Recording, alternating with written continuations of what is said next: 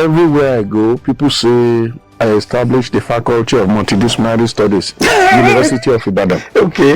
The Faculty of Multidisciplinary Studies of the University of Ibadan was established by the administration of Professor Olayinka Abel Olayinka, when he was the Vice Chancellor of the University of Ibadan. It's scandalous. It's scandalous when you see the kind of money people are stealing in this country, whereas some people cannot feed once or twice a day. So people are stealing billions, hiding it overseas. Terrorists will kill people around. If by any chance the person is captured, then you say it's a repentant. So it is the state that is saying these people are repentant. It is not the terrorists themselves that are saying, I repented, I've repented. So you say they are repentant.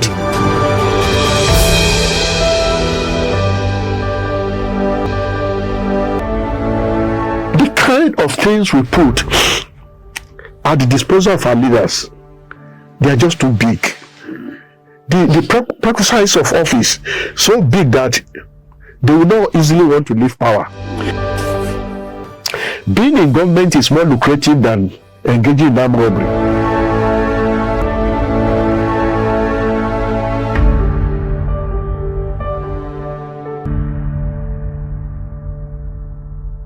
Viewers, you're welcome back to the Conversation Hub, and we are currently having conversation with Professor Albert.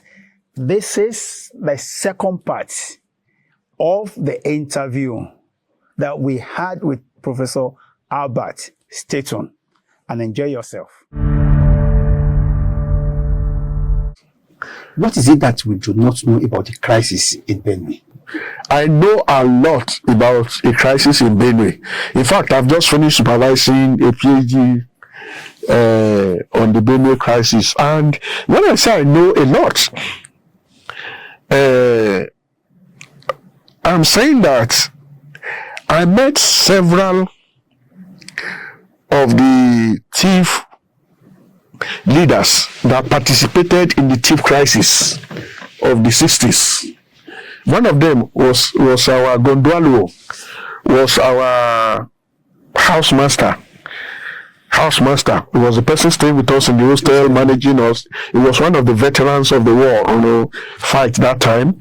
And I knew then that Fulani people would drive their animals into our school farms, and we would have a conflict. But that time, conflicts were peacefully resolved. The escalation of the problem we have in Benue today, I think, is a product of the poorly managed national conflict. Everybody is not happy with the federal government.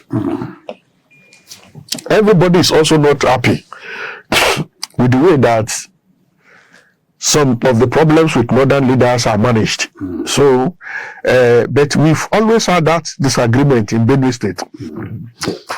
So it's not something new. Do you agree that intelligence is very weak in Nigeria, which could be attributed to the escalation of insecurity? Intelligence is very, very strong in Nigeria. I've worked with intelligence people across the world. You see, the DSS, my closest working relationship with them was at the Institute of Security Studies, which is now the National Institute of Security Studies. When that place was started, one of the first directors of that place was Mr. Ekpe Young, who later became director of DSS. I worked with him at the Institute of Security Studies at Buhari in Abuja. I work with many of the officers, and I realized that we are blessed in this country with well-trained intelligence data managers. But the question is, in security studies, we differentiate between early warning and early response. Okay. It is one thing for you to collect the intelligence. Okay. It is another thing for the intelligence to be used by your political leaders. Our intelligence people, they gather the information, they give the information to those who should be responding to the information. But in most cases, the reports are shredded. Or in some cases, the reports are even presented to the criminals.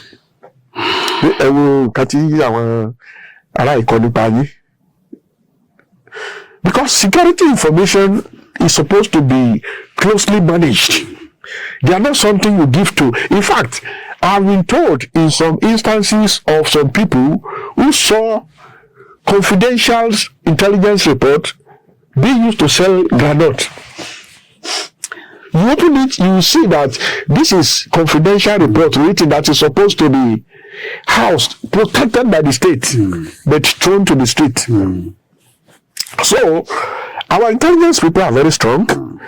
In addition to DSS, which is managing our national thing, you have Directorate of Military Intelligence, you have all security agencies in Nigeria have intelligence gathering units. But the question is, what do you do with the information?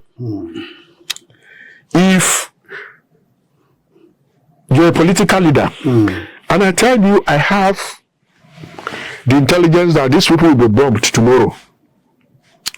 If you dismiss the report and this place is bombed, it is not me that you should blame. You should rather blame those who are supposed to act.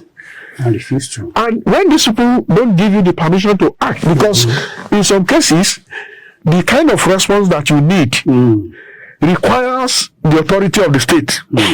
Before you can do anything. Yes, if you know that the person is coming to bomb here, we arrive this place 8 o'clock, and you need to eliminate the person. You cannot eliminate the person without authority.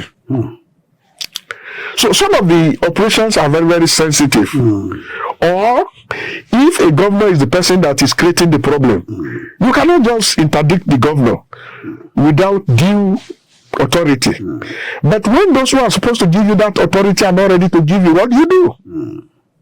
So I disagree. Okay. When I see people on the television saying the intelligence gathering system in Nigeria is weak, me, I accuse them of ignorance. I sit down at home. I say, you analysts, you don't know what you are talking about. The problem of Nigeria is not with intelligence gathering. It is in using the intelligence to solve the problem. Yes, the political will. These people who are killing people all over the state, people know that they are coming. They know that this thing. But if the political will is not there, they know they will attack. They know. So if the political will is not there, you are in an operation that is supposed to stop them, and sometimes people are telling you to withdraw. What do? They ask you to withdraw, and when you withdraw, then the problem will occur. And then they still blame the intelligence. No, it's not. It's not. The attack of Oriri and other attacks in Oyo State and in the Southwest, what does it portend to us, to Southwest, and how can the leadership in the Southwest, address insecurity sincerely, so that Southwest will not turn to the North? The attack of Orire is a very, very worrisome development, but not the kind of thing we can openly discuss like this. Across West Africa, the agenda of terrorists is to be able to move to the coastal states. Oh, okay. That is the agenda. And there are a number of frameworks that have been put in place by different countries for preventing terrorists from getting to the coastal states. Because why are they interested in coastal states? Coastal states have industries, they have maritime sector. Once they get that area, they will control your economy. And that is the agenda. So many countries in West Africa are working on preventing these people from coming from the north, from entering their countries. Benin Republic is struggling. Togo is struggling. Most of the battles of these countries are the north. Togo is struggling. Ghana is struggling. So what they do in these countries is to fight them at the borders and keep them there, not to enter the countries. There is what is called Accra Initiative of 2017. Accra Initiative is a broad-based agreement between some of these Western countries to say, let us fight together to prevent these terrorists from coming in. Because once they get into any of the countries, they will enter the other countries. But we are not lucky in Nigeria. As a result of poor management of our problems, and as a result of these sloppy statements you see from fellow, even Yoruba people here, yeah, why are you calling them this name? Why are you calling them that name? These people have entered in Nigeria. They have entered. And they have not just entered, they are making progressive movement towards the coast. So if terrorists get to the coastal states of West Africa today, it's most likely to be Nigeria first. So, and that is why the whole of Africa is worried about us, but we are not worried about ourselves. Now, these people came in from the Chad. They came in from the Sahel corridor. They have successfully penetrated Nigeria. It is no longer a matter of Boko Haram. They have marched. Boko Haram has marched with bandits. They work with them across Katsina, Kaduna, Zamfara. And then they have succeeded in building a new brand called Lakurawa that went to Sokoto. From Sokoto, they went to Kebbi State. And from Kebbi State, then they developed another brand called Mamudawa. Mamudawa was pushed to Kwara State. And there are different brands of Boko Haram also, like Ansaru and the others, that have succeeded in pushing, strengthening the problems in Kwara, and now they have moved into Yorubaland. They moved into Yorubaland in two strategic ways. They came to a war. They came to a war. And a war will provide them two routes to the coastal states. A war is already in the Niger Delta, because Ondo State is Niger Delta. So, if the terrorists choose to branch up to the Niger Delta, they can continue up to the Niger Delta and probably get to the oil sector in that corridor. But if they really want to move to Lagos from a war, Lagos is also not far away. From Ori, Lagos is not far away. And that is why when I listen to people and they speak simplistically about our security problems, I laugh. I laugh to say, look, we are really playing with fire. These people, they are better educated, they are better organized than us. Getting us to organize ourselves to even understand the problems and to say these are the logical steps we have to take is difficult. Because once you give people sweet to lick, they have forgotten about the security of their fatherland. They no longer see themselves as Yoruba people again. They no longer see themselves as so things are, the present situation is not rosy. Outsiders are worried about us, but we are not worried about ourselves. We are not worried about ourselves.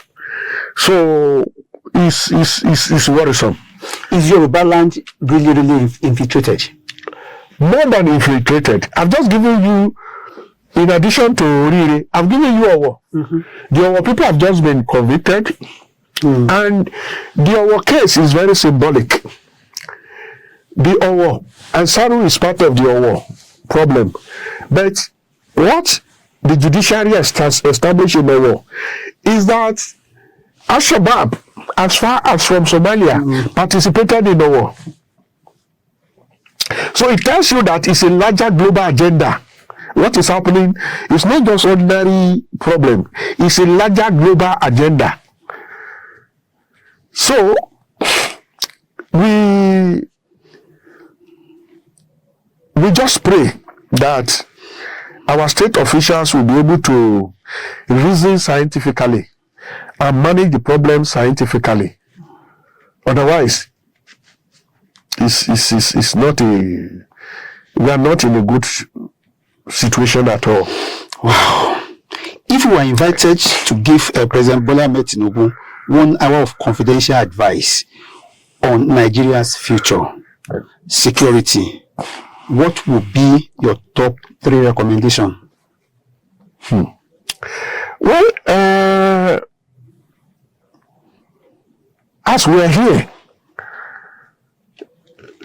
we are currently working with the Office of the National Security Advisor. Okay. We have an ongoing DDR project we are doing. And we try as much as possible to be sincere with them.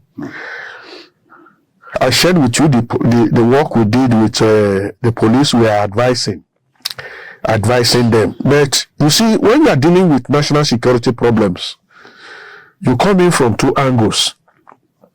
There is the kinetic angle. Okay. The kinetic angle is to believe that you can kill all criminals, which we are increasingly realizing is impossible. Then the non-kinetic approach is to look for peaceful ways of managing the problems. Unfortunately, we have invested too much on the kinetic approach, thinking killing them is the only solution to the problems. But there are different kinetic approaches for managing the problem. So if I have to see the president, our advice on scientific approaches for strengthening the non-kinetic approaches. We cannot kill all of them. We cannot kill all of them. Because when you say you want to kill, the more you kill, the more outsiders will join them to make your country ungovernable. And eventually, what these people will try to do is to take over your country. They have taken over Somalia. Somalia has been taken over. When the problem in Libya started, we won. Libya has been taken over. Libya is not going to be the same again. Elimination of Gaddafi was a big mistake by NATO. So, how do we save Nigeria? Would be my advice that I will give to the president of Nigeria. But part of the non-kinetic approach that one would want to recognize, that one would want to advise on, is good governance. Many of these people that are creating problems, they have grievances. And it is their grievances that outsiders are using to support them. How do we make Nigeria more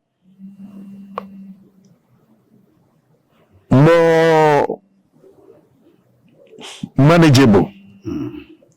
Let me give a very simple example to illustrate what I'm saying. If people are always staging public protests in Nigeria, they are throwing stones every day.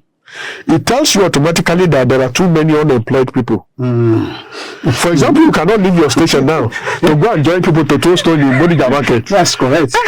So if more people are given jobs, they will not be available to go and throw stones in Bodija market. And that is why we are saying that if you manage your country well, people have good jobs. They have things they will lose if they die. Then they will not want to support troublemaking. Many years ago, we did studies on road accidents, and we realized that most of the drivers that drive at uncontrolled speeds are people without wives and children. If you left home in the morning, you have your wife, you have your children. When you are driving, you'll be looking at your speedometer. But when you know that you have nothing to lose, you don't care about the passengers you are carrying. So the question is, how do we make more Nigerians to have something to lose by not having peace? And to see themselves as having more to gain if there is peace. Look at you here. Nobody is employing you employ yourself. And all you are just looking for is Nigeria, give me enabling environment to do my work. You don't want to be governor for your state. You don't want to be president of Nigeria, but you are saying the little that you are doing is enough to put food on your table. So the question is, to make you become more peaceful, how can the Nigerian state support your kind of business? That's what we're looking for. So countries that are peaceful, there are countries in which people have been sufficiently provided for. A country where leaders don't steal the kind of money you see them stealing, you know, is scandalous. It's scandalous when you see the kind of money people are stealing in this country. Whereas some people cannot feed once or twice a day. Some people are stealing billions, hiding it overseas, all over the world, making life impossible for millions of others. And yet these people, they lead in the church, they lead in the mosque. I think our God is really, really very patient. Sir, the issue of repentant Boko Haram, repentant terrorists. Yes. How fair is the government? If I steal bread and you sentence me to 5 years, or you hack, or you sentence me to death, what justification do we have for, considering, for saying that, okay, they are now repentant and they should be reintegrated, or possibly, well, I don't know, you may have that privileged information, don't get into the forces. Well, reintegration is a global non-kinetic conflict management strategy. It's not a Nigerian it's not a Nigerian model. It's done all over the world. It is called demobilization.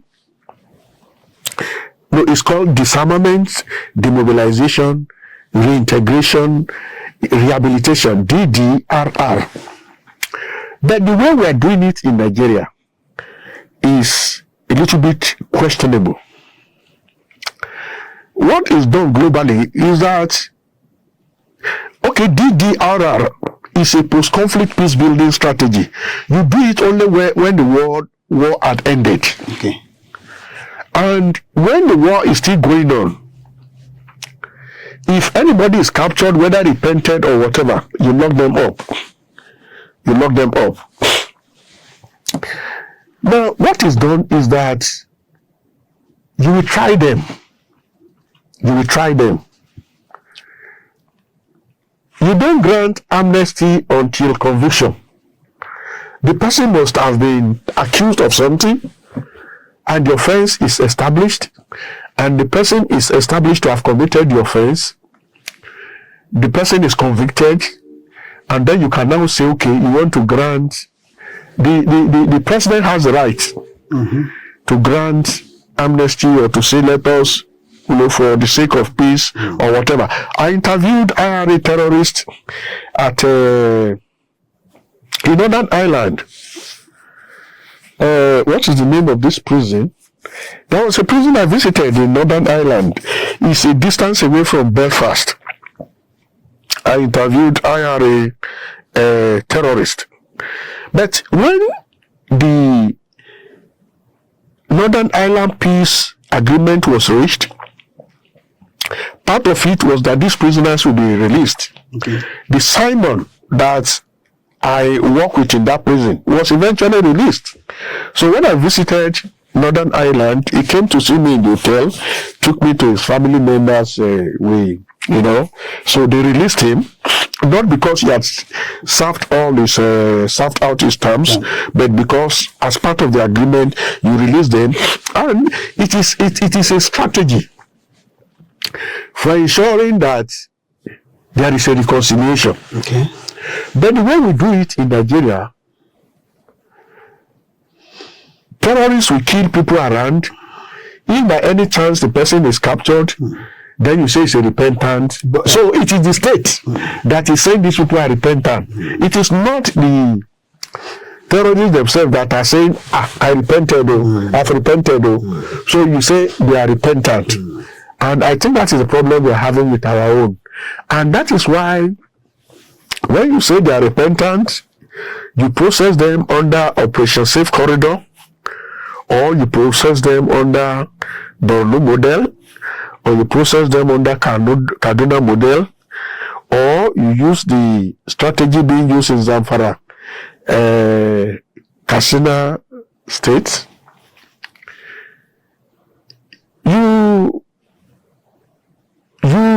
When these people graduate, quote and unquote, you give them resources again, life-sustaining resources. And then some of them will either return to the battlefront or use the money to cause small problems. Some even return to kill their parents. So we are not doing it the scientific way. And I think this is the question people are asking. DDRR is a global concept. It's not Nigeria that started it, but we are misusing it. I think that is the debate. What do you have to say regarding Kanu, the IPOB leader? Yes, it's a political thing. Yes. If you are to advise government on Kanu, what will you say? They are saying that it is because our man here, Sunday Igboho, is a Yoruba man. That was why Tinubu granted him amnesty. And why can the government not extend the same thing to Kanu? What was done to Igboho? Yes. No, you see, they are getting it wrong. Igboho was not fighting anybody. Okay. What Igboho did was that he went to Okeogun to ask the Fulani people there to leave. He did that, believing that those Fulani people were the ones disturbing Yoruba people at Igogo and the rest of them. He doesn't, we may say he doesn't have the right to do that. But Sunday Igboho did not start any, he didn't raise any flag against Nigeria. Okay. And if Sunday Igboho was considered to be a state criminal, is because the Buhari administration was not happy with him. Okay. Because the people he went to fight in Okeogun and the Igogo area were Fulani people, and Buhari was a Fulani person. And when they came to his house here, what they wanted to do was to kill him. But is that a reason why he should be killed? Because he did not go to Okeogun to kill anybody. He did not go to Okeogun to kill anybody. So the case of Sunday Igboho was highly political. Okay. And when he realized that they came to his house, kill people, kill cats, kill all kinds of things, destroyed his property and so on, he ran away. And when he went to Benin Republic, he was arrested. Nigeria actually wanted him brought back, but they decided to process him. They locked him up. He served a period of detention in Benin Republic. Now,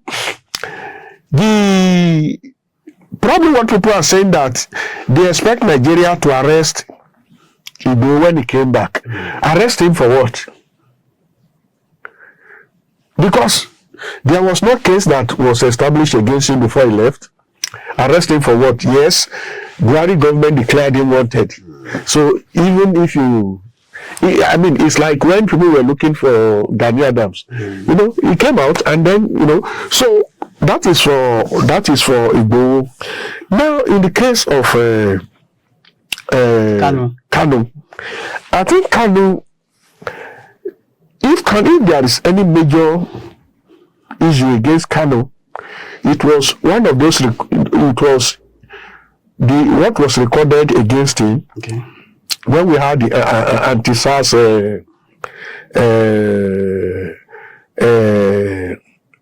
demonstration, when he was actually commanding people, go and burn this place, go and kill that person, when he said a number of things that the state held against him. But where Kanu's case could be said to be political and needed to be handled more carefully, is that whereas in the north people are talking about repentant Boko Haram, The Nigerian state has never talked about repentant IPOB. Are we saying that IPOB too cannot enjoy the same this thing? Then where is Operation Safe Corridor in the southeast? In the southeast, as the north is enjoying, because if we established Operation Safe Corridor for the people in the north, we expected the government to have established Operation Safe Corridor for the people in the southeast. For those who want to come out of the crisis, to go there, call themselves repentant IPOB, and be treated as these other people are being treated. I think that is where the matter is. Then the question again is, for the government to be seen to be treating all Nigerians equally, there's a need for the government to take a more critical look at the issue of Kanu. But I must confess that I have a few problems with the Kanu issue. Okay. And that is why there's a need for negotiation between the federal government and the people of the southeast. Okay. When the judgment against Kanu was pronounced, he addressed the judge in a manner that is not accepted by judiciary in any part of the world. Okay. Called the judge by his name, insulted him in the courts. Now, you don't set such a person free like that. So Kanu himself did many things. There were several mistakes that were wrong. Several wrong things that he did. And that is why I think that to process his case, there's a need for repentance. Whereas in the north we're talking about repentant Boko Haram, there's a need for us to come to a level where Kanu himself will apologize for some of the things he did wrongly, the mistakes he made, and then discussions could start on how to negotiate his freedom. But I doubt if he's ready to. I think the minimum Kanu we require is for Nigeria to set him free apologetically, to say we apologize to you. But there are several mistakes he made that must be corrected if we don't want to crash the judiciary in Nigeria. What could transform Nigeria faster than many people imagine? What could transform Nigeria? Transform Nigeria?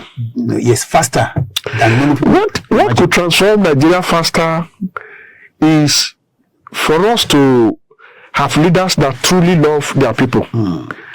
What we call altruistic leadership. Leaders that truly love the people. When I was in the United Kingdom, even in America, when I was in Pennsylvania, I saw the governor riding in a public train. Yeah. 10 down street in London, where their prime minister is just as you are walking across the road, you see his office. But here, you see the convoy of a governor, so big. And when I was doing my national service, I was in Sokoto. Okay. I was the political editor of the Compass for that year. Okay. Compass in Sokoto for that year. We were producing magazine, and so we were trying to present our first magazine, and we said it should be done by the governor. So the governor said we should come and do it in governor's office, in governor's lodge. That was my first time of seeing how our state officials live large. When we got to the place, chicken, meat pie, everything everywhere. The place was loaded, and so the governor spoke. And they presented the magazine. And then they started feasting. So we coppers waited. We were saying, look, let elders eat first. So they finish your food. I'm telling you. You know they wear this outside will wear the bariga. So they just use the bariga like this. By the time they left, we saw bones of so we compass concluded, hey, this is why these people, when they are government, they will never leave. If you see the way they treated themselves that day, the kind of things we put at the disposal of our leaders, they are just too big. The prerequisites of office so big that they will not easily want to leave power, because there is no, as I was told in Abuja, being in government is more lucrative than engaging in armed robbery, because you are just grabbing left and right. If public offices are made as simple as we see in developed world, these people will not create for us as many problems as we. I mean, look at the case the one that they are handling in Abuja now, the case of Malami, over 200 and something billion. Yeah. What does one person do with that type of assets? Yeah. But Malami is just one person. There are many of them like that all over the place. They have captured everything in the society, and they are not using these things to bless the society. So, which Nigerian leaders do you admire most, and why? The Nigerian leaders I admire most. Yes, and why? Well,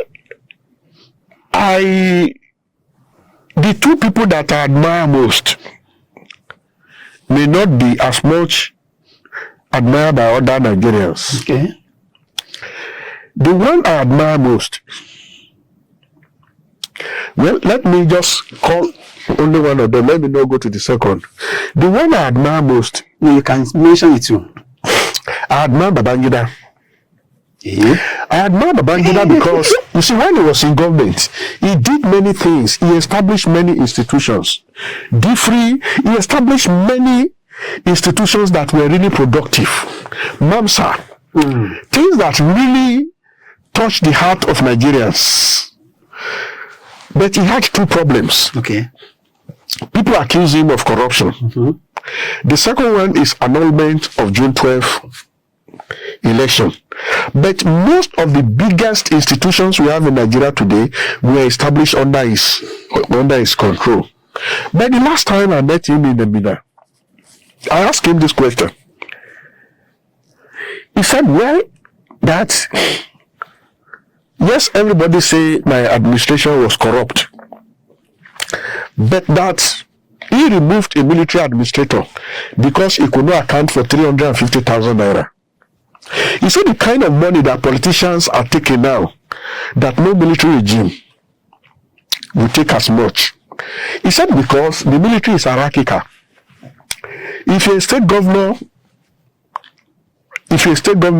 under the military, probably in the rank of lieutenant colonel, you are afraid of the people above you, because in the military they dismiss you, they jail you, they know, so that an average military person is afraid of doing some of the things that people do now.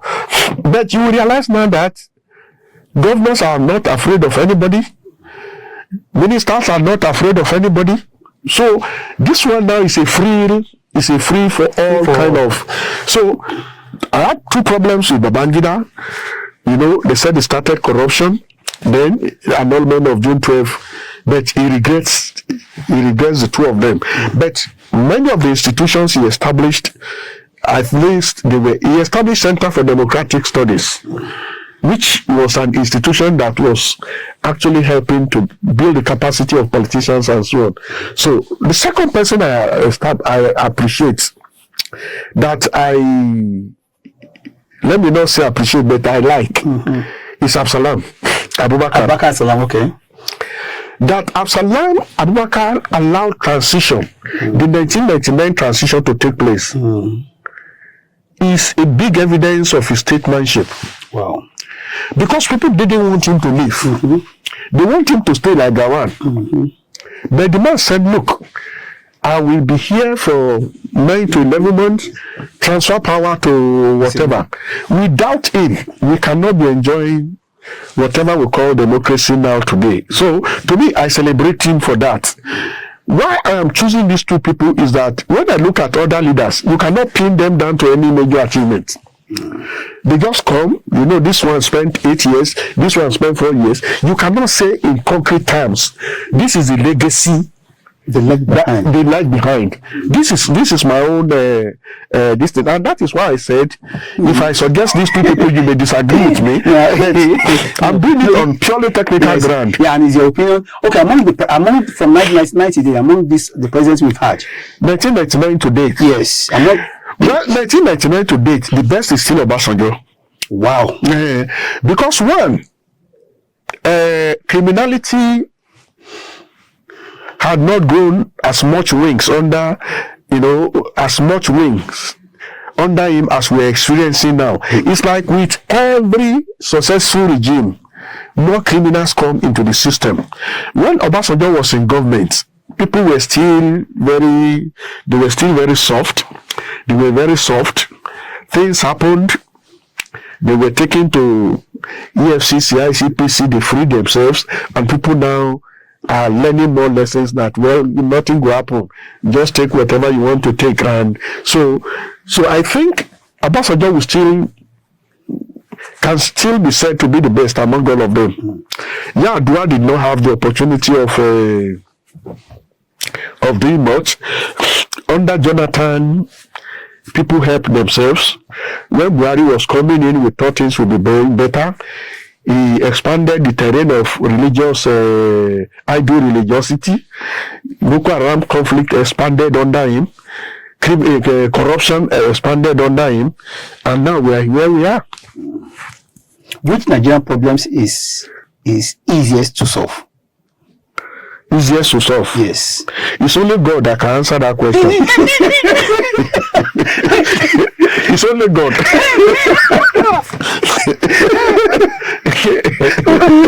Okay, hardest to solve. Well, let me hardest to solve. Yes. Now that we have the easiest to solve. Hardest to solve probably is corruption. Okay. Because everything in Nigeria has been corrupted. And where you have corruption working with 4 legs openly, as we see in Nigeria, it is difficult for you to manage any sector. It's difficult. It's difficult for you to manage any sector. And as I go around the country, work on problems, I realize that corruption is our number one problem. And I have many terrible examples that I cannot say in the open. The country is sold out to corrupt people, and it's difficult for you to do anything in Nigeria without being ready to act in a corrupt manner. One book you would suggest to Nigerians to read? Do you have any book that you think Nigerians must read? I can't remember the name of the author. There is a book that says Why Nations Fail. We all need to go and read Why Nations Fail.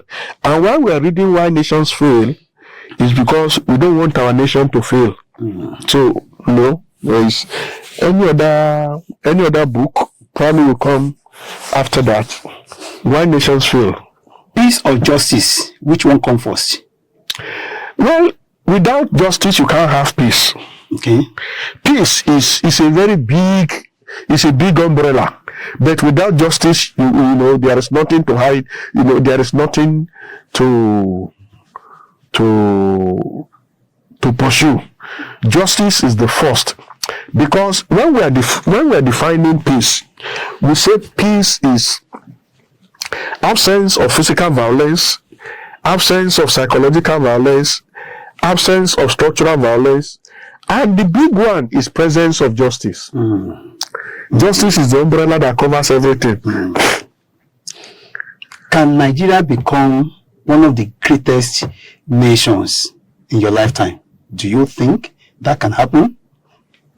Well, I'm a Christian, and as a Christian, I want to believe that there's nothing God cannot do. But as a mortal being, I doubt it. I doubt Nigeria becoming, I doubt it. But there's nothing God cannot do. Because, you see, why I'm saying there's nothing God cannot do is that I've been a very active person since 1994, as I said, leading to the Peace Studies program in Ibadan.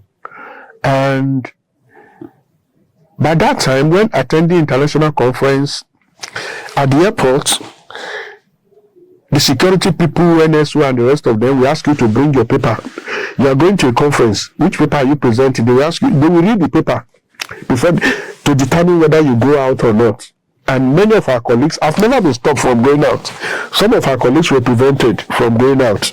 In primary school, this person who is just the security listing, we say no, we want to go there too, But gradually things started improving, and this is to the extent that today we can say that we have professionals everywhere in Nigeria today. The army, we have many PhD holders in the army. Even those who don't have PhD, go to Odogbo Barracks here, talk to our officers. Intelligent people. So we have people ready to develop Nigeria. What we need now is one leader who will say we want to promote merit, that meritocracy should be the philosophy of governance, and then Nigeria will begin to change. But now nobody celebrates merit. Nobody celebrates merit. I go to meetings in Abuja, and then people see me and say, you are talking or you are whatever, and then they realize for the first time, this is Professor Albert. They see you are Professor Albert. They say, why are you still like this? They are surprised. They are surprised. When I came to your office, somebody told me that. Let me share one joke with you. Okay. When we went to national conference, the first day I went to national conference to register, I carried my file and I was brought by Marwa. So when we got to the gate of this thing, so the Marwa was trying to drop me. So the security people said, go. So the Marwa said, I want to drop a gas, so I dropped. Then they now use the gun to say, go and settle him on the other side. So I followed him to the other side of the road to pay him. Then I crossed over again. They were still ready to, they wanted to stop me. I said, I am a delegate, that I am supposed to be part of this conference. They look at me, they now laugh. So one security man say, oh God, this man say he's a day for this thing. So he looked at me, whether to approve or not. He said, you are for this conference, in this conference, okay. Can you identify yourself? So I identify myself. So as I was going inside, they were all laughing. And I'm sure they must have told themselves, you will see all kinds of wonders at this conference. The kind of characters they are assembling. Now something happened to me. At that conference, every evening, when we finish in the evening, I will now quickly go out and stay by the roadside, because each of them coming to the conference were coming with cover of 10, 20, 30. But why I was interested, not in the number of cars in the convoy, but to know the new brand, the new cars in the country. It was at that place, I think I saw Peugeot 608 for the first time. So I will wait there. So when the cars are parking, I'll be looking at it's like a village boy. That was how I performed all through. There was a day, one person said, it was a Friday. He said, well, I can give some people lift. How many of you are going to Lagos? The person brought private jet and was giving people lift. So at that conference, I behaved like a village boy all through. I was not supposed to be there, to be honest with you. But I asked myself, I said, okay, when am I actually going to arrive in this country? I am celebrated globally as a scholar. But in Nigeria, Nigeria doesn't have time for my type of this thing. Yes, we restrict ourselves to the campus there, talk grammar. Paying the school fees of our children, very difficult. So that kind of country cannot grow. Because those who are thinking for the nation, those who are preparing the next generation for a greater Nigeria, they are hungry. They can't feed well. Many of them are not wearing good clothes. Many of them are riding rickety cars. Many of them, a colleague just told me a few days ago, he bought a car. He had to take loan of 6 million. From the cooperative. So for how long? A professor. So how can that person think for Nigeria? How can that person think Nigeria?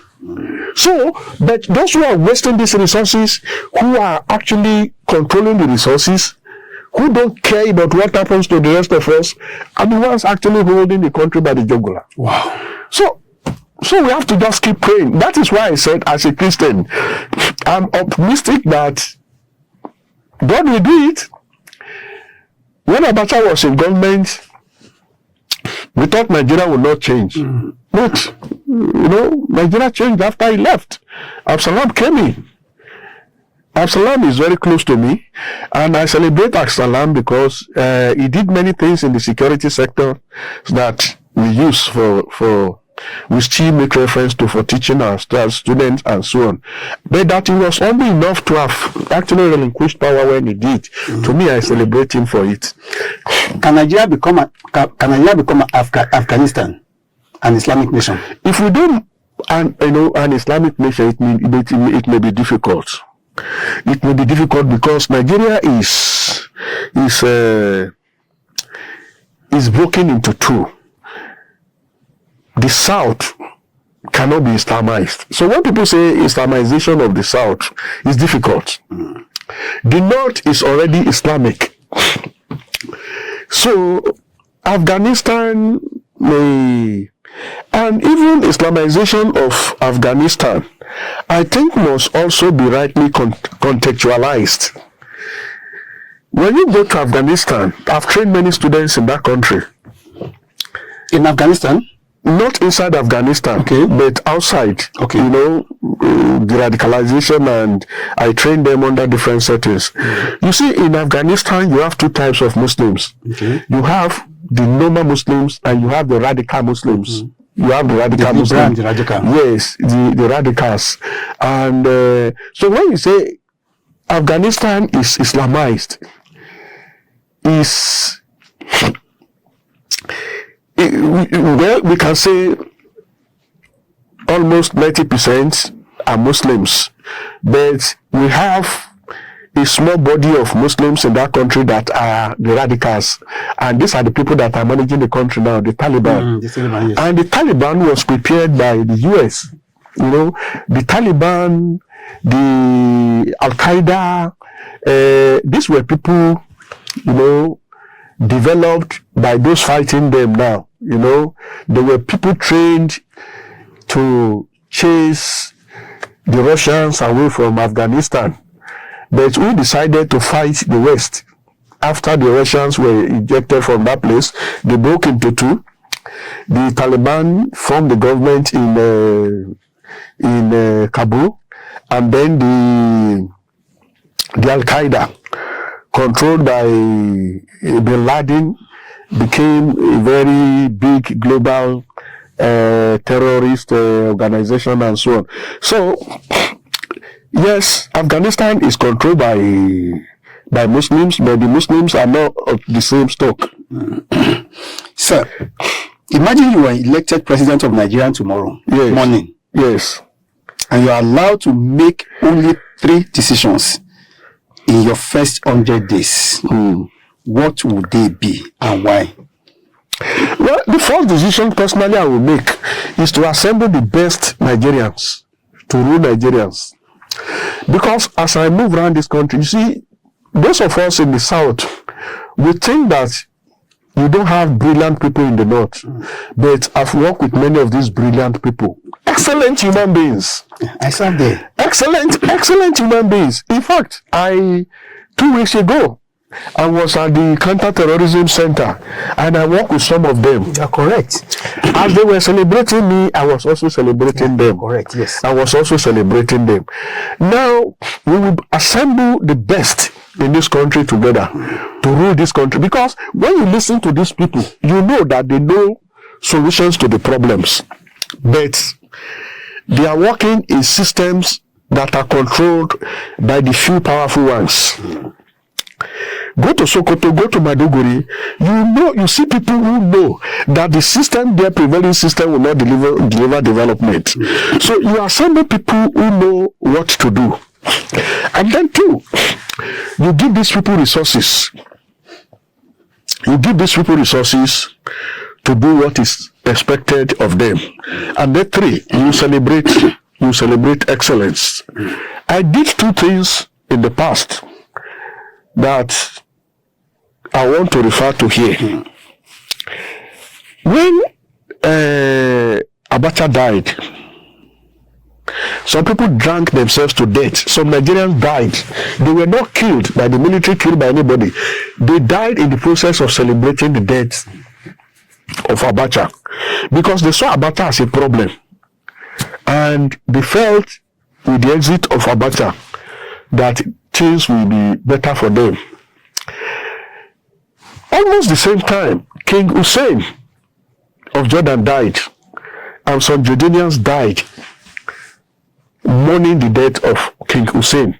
I saw them on the television. They cried themselves to death. Some killed themselves that King Hussein died. Now, when I had the opportunity of going to Jordan and high-profile delegation, I took time to talk to Jordanians. I saw on the television your people going through this anguish as a result of the death of this thing. And they told me that that man lived his entire life serving the people. He lived his entire life serving the people. Our delegation went to his palace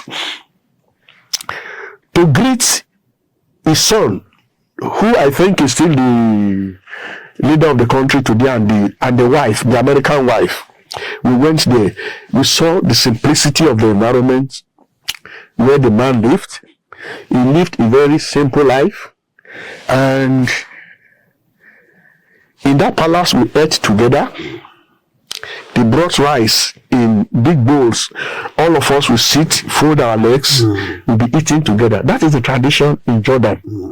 No distinction between the poor and the whatever. So the people felt that man served them. Then one of the ministers shared something with me. He said there is no place where there is no corruption.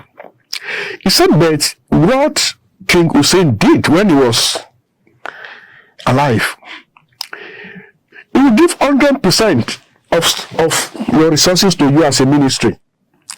And he will say, show me result for 70%. He said, all the development we see in Jordan is a product of people presenting 70% for what they were given. What is it? What he's saying is, you can waste, you can do anything you want to do, but please show me evidence of 70%. Can we actually call any minister today and say, show me evidence of 30%? I learned that great lesson from them. The second one is, I went to the US. FBI Academy, work with their military, work with different this thing. I studied them from within and from outside. And I now asked them, I said, when Reagan was shot, the first bullet came, the second bullet, an operative spread his chest. And that terrorist was not interested in killing that operative, and he did not shoot. So, and I said, why will anybody risk his life for a president? And then they said there is no greater honor for any security person in the US than to protect the president. That, in fact, if you were shot, is the greatest, one of the greatest achievements your generation can ever. People are looking for that type of death. Yeah. So you are doing that for a leader that you know came out to serve you. You came for a leader that served you. I went to a training in Finland. The training that I said that I mentioned earlier in our discussion, and I was sluggish in the morning, and they were asking me what was the problem, and I said, I think I have something like fever. Immediately they brought an ambulance. You know, here in Nigeria, we joke about some of these,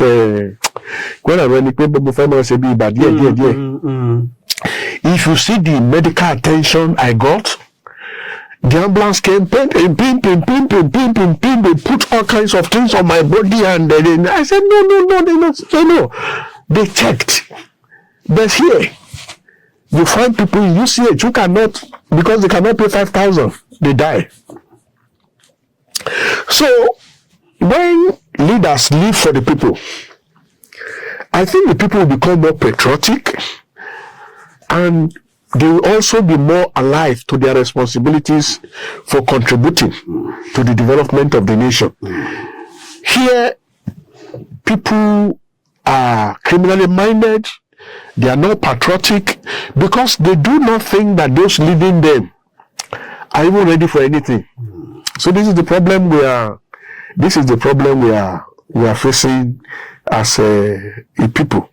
And if I'm given that opportunity, though I'm not interested in politics at all. No. I'm not even interested in public office at all. What about if you are invited? No. I've been invited severally To be a minister. Let me not go into that. People who know me know that I have been invited severally. I'm not interested. I'm not even interested in becoming a vice chancellor. It's as bad as that. It's as bad as that. What I want to do, and what I tell people, serve your nation. I'm serving my nation. That is what I tell them at the National Assembly when we are debating this. They say you are not patriotic. I say I'm patriotic. I'm teaching in the university. I established peace studies in this country, and I'm still establishing more. I'm writing books. I'm developing I'm using my internet to develop the country. That is enough. It is not when I begin to sign paper, begin to sign check that you say I'm serving Nigeria. What I am doing is developing human capacity. If I'm traveling out of this country today, in fact, in many African countries, I hide myself. Because as you are getting to the counter, you meet somebody you trained in the past. They say, oh, God, we want to carry your bag to the plane. I tell them, if they see you carry my bag, they will think there is drug inside. Please, just leave me alone. I do that in Nigeria, I do that in Ghana, many places that I've trained. I feel happy. I have many generals who have retired, my former students. I have many generals who are still serving. I have many senior police people. That is, any minister cannot do that. So let me with what I am doing. I'm happy with it. The only reason is that it contributes to my poverty, and I'm happy. It contributes to my poverty because you get nothing. You get nothing from it. You are paid you are given a pay packet that cannot take you 1 week. But by the grace of God, when we go outside to work, they give us much more whatever, which when you change can actually pay the school fees of your children. But let's be satisfied with little things. On the last note, yes. I want you to complete this sentence. Nigeria will succeed when? Nigeria will succeed when our leaders and followers of these leaders become altruistic. What do we mean by being altruistic? When we think the country first, when we place the country first before our selfish interest, Nigeria will grow. The reason why the country is not growing now is we place self before the nation. And that is why nothing is working. That's why nothing is working. So, and I know that by the grace of God, that we may come to that realization one day. I was at Kofi Annan Peacekeeping Center training some, let me call them students, not soldiers. Then I got a call. Somebody came into the room and said, Jerry Rawlings wants to come and see you. You? Me? I have the picture on my Facebook. Listen. I said, Jerry Rawlings, yes. To do what? He said, he's aware you are here. Okay. I said, okay. Tell His Excellency I will come to see him. Then I came to the same center again the following day. And then another person came and said, His Excellency will come here to see you. I said, no. I would rather go there to see him. And so, the Brigadier General came to me. I mean, he has just retired as a Major General now. He came to me, he said, I will drive you straight to see him. He said, but we need some of your books, some of your publications. And he said, we know you are not prepared for this visit, but I brought one of your books. When you go there, present it to him. And I went there. They took me to his modest house, and I went to see him, and he commended my scholarship. You know, just all these questions you are asking, how did you start? You know, why are you so committed to scholarship? Why are you so, you know? And then he said, Nigeria is a very great country, great scholars, great people. He said, but you people need to have the love of your country at heart. And we parted on the note that Nigeria will become great if we are more altruistic. But after the discussion, I realized that what the man wanted was for me to write something. I don't want to say his biography, because we discussed later with the daughter who is in the parliament. We discussed it later. But I think he became a little bit withdrawn when I talked to him about the sensitivity of his life and the need for him to break his records into two. The things that he would not want the public to know, and the things that the public should know. And that I prefer to work on the things that the public should know. And I could see his countenance that I think he started realizing that it's better for me not to talk than to, and not too long after that he died. The picture I took with him then is on my Facebook page. In fact, when I was presenting the books to him.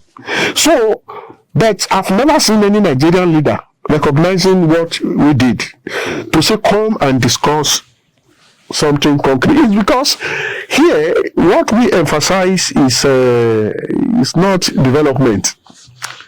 It's just so here people will prefer to say come and join our political party, come and whatever, and they want to draw you away from where you are productive to unproductive sector, because that is what we do in Nigeria. If you see anybody doing well in the productive sector, you draw them away and turn them to PA or turn them to whatever, and then the person now, once he sees money, he too will stop. When I'm traveling, I see people who should be serving their nation. Seriously. I see them in first class, they sit down there, you know, they have given him something useless to do, and so maybe the right start by thanking you, it is you who should thank me. Thank you so much. Thank you so much for inviting me. Honestly, I sincerely appreciate you. Thank you so much. You gave us more than what we asked for. Thank you. You were so generous with the information. This is my own life. This is my life, and this is all I do. Thank you so much. Thank you for inviting me. Thank you for your time. Thank you for sharing your experience. Thank you so much. Sharing your experience with us. Thank you so much. Really appreciate it. Thank you so much. Do you have anything that you want to tell your advice you want to give to your students and the upcoming lecturers? Well, my students, I talk to them all the time because some of them ask me some of these questions. I remember when I was in African Studies, I was using a Mercedes 190, and the cushion inside the door, the cushion was already broken down, and so when I locked my door, the glass will knock this and say, baka, baka. So the students came to me and said, "Ga, I said, is it good?" I said, what is bad? What is bad in it? Nothing bad in the life I'm living. But I asked them, challenge yourself to actually making the society in which you find yourself better. I'm not going to define for you what you should do. We have several of our students who have established NGOs, who are doing well as scholars, and but my advice to my students is they should live for something positive, something that will advance the good of this country. To my colleagues, they are already working. Each of them have their developmental agenda. I don't want to be the person that is reshaping who they are or what they should be, but my advice is that all of us should contribute to the progress of this nation as much as we are led to. So that is it. Thank you so much once again, sir. We really appreciate Thank you for inviting me. Viewers, you've had it all. There is nothing to add to it. That is Professor Isaac Olawale Albert. Don't forget to share this episode. Don't forget to comment and like and subscribe to our YouTube channel. Until we bring another guest to you, it is goodbye.